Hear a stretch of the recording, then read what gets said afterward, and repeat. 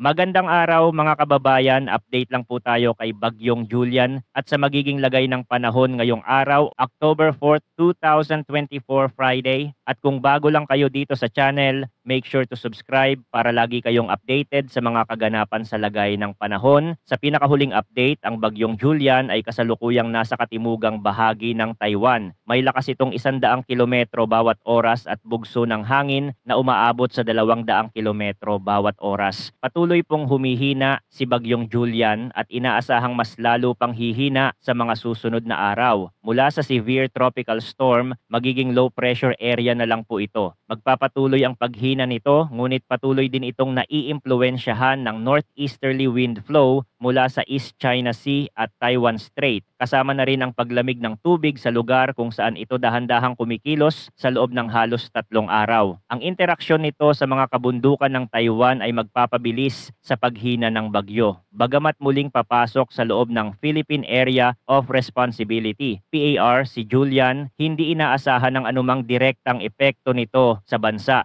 Kamustahin naman natin ang magiging lagay ng panahon ngayon. Sa Batanes at Babuyan Islands, makakaranas tayo ng makulimlim na kalangitan na may kalat-kalat na pag-ulan at thunderstorms na dulot ng direktang epekto ni Typhoon Julian. Posible ang flash floods o landslides sa mga mababang lugar o madaling bahain. Mag-ingat po tayo at sundin ang mga abiso ng mga lokal na otoridad sa Ilocos Region, Apayao, Abra, Kalinga at mainland Cagayan. Inaasahan din ang makulimlim na kalangitan na may kalat-kalat na pag-ulan at thunderstorms. Ang mga pag-ulan na ito ay dulot ng trap o extension ng Bagyong Julian. Posible rin ang flash floods o landslides sa mga lugar na ito, kaya't mag-ingat lalo na sa mga bulubunduking bahagi. Para sa Central Luzon, natitirang bahagi ng Cordillera Administrative Region at natitirang bahagi ng Cagayan Valley, magiging bahagyang maulap ang kalangitan na may mga isolated rain showers o thunderstorms. Ang mga pag-ulan ay dulot ng localized thunderstorms. Samantala sa Metro Manila at natitirang bahagi ng bansa,